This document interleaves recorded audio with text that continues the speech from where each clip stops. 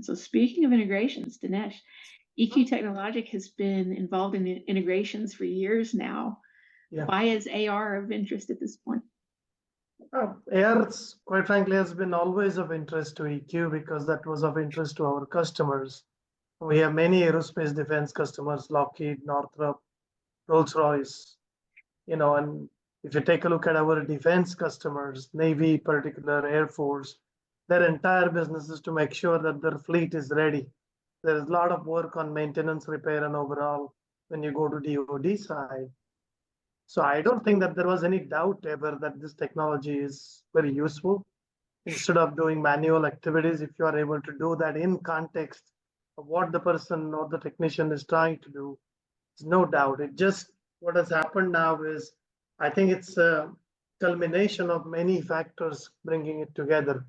The technology itself, affordability, and I still believe that the Vision Pro prices need to go south quite dramatically for it to get mass adopted. And then the integrations.